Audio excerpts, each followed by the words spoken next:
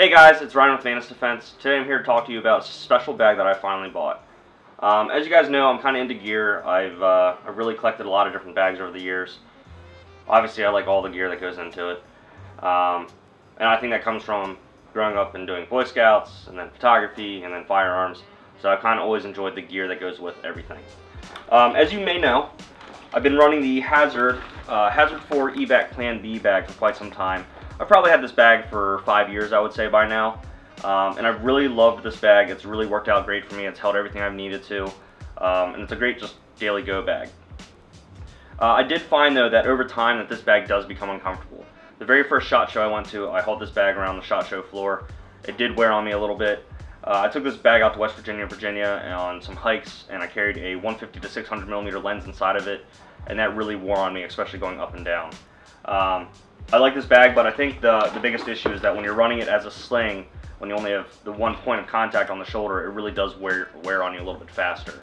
I like the fact that you can get in and out of these kinds of bags very quickly, so I can get to my gun very efficiently. But the comfort for daily use, I think it's kind of come time for me to move on. There's a bag that I've always been into. I just never pulled the trigger on it, and I finally did. I'm not really sure how I feel about it. I like the way it looks so far. I like the weight of it. But so I finally picked up the FirstSpear multi-purpose pack. I've been eyeing this bag up for a couple of years now, probably 3 or 4 years, and I just never pulled the trigger. As you know, it has a kind of hefty price tag at $247. But let's go ahead and take a look and see what we can fit inside of this thing. So this bag comes with 5 external pockets. It comes with compression straps, low profile shoulder pads. It looks like they can actually tuck inside here, so if you wanted to, it looks like it has straps on the top so you could run it against a plate carrier maybe. It doesn't have any waist straps, but it looks like you could probably set something up for that. On the side, it has a single row of MOLLE on each side. I don't know how effective that is when really you should need 2 rows of MOLLE, especially at the angle it's going. I'm not sure what you can get on this. I do know that this bag originally was set for special forces or special operations units, and it was originally designed as a medical bag. So let's kind of see what we got inside here. Pop the bottom. Got a little pouch down here. Got some webbing inside or some straps already, so it looks like you could put tourniquets in here, maybe some Israeli bandages. Let's see, let's zip that up. On the sides, we've got a nice sized pouch here. It does have a flap on the side that you could put more stuff in. Probably put some mags in here. I don't know if rifle mags would fit. So rifle mags wouldn't fit in, but they would fit in here, it looks like. So I can take, so you can get 5 rifle mags in there, it looks like. Zip that up. Let's go to the other side. Identical as the left side, but let's go ahead and see what we can get in here. You can fit a 226. Zip that up. Cool. Yeah. So right now we've got about 5 rifle mags on this side. We've got 1 handgun in a holster with 5 mags for it. Honestly, you could probably set it up a couple different ways. You could probably run a smaller holster. You could run a smaller handgun. Something like the 365 would obviously fit in there. But it's full-size 226 with a TLR1 on it. Manages to fit in there. In the top, I know in their video they show that they just put their eye pro up here. You could probably put a set of ears and eyes up in here if you really wanted to. Kind of depends on what you're looking for. I mean, honestly, you might be able to take a bang box from like G-Code, fit that up in there. Boom, yeah, got yourself a spot to put your ammo.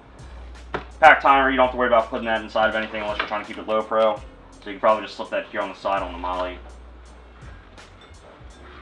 We can get it on this frickin' MOLLE. Well, never mind, it's going right here. Still a flashlight. I also have the Magpul DACA pouch. You could probably run a bunch of stuff in here, fill it up, take something like this, fit it in here, take some gloves, you could take a bore brush, an EpiPen, some mag pouches like a G-Code or the ITW Fast Mag.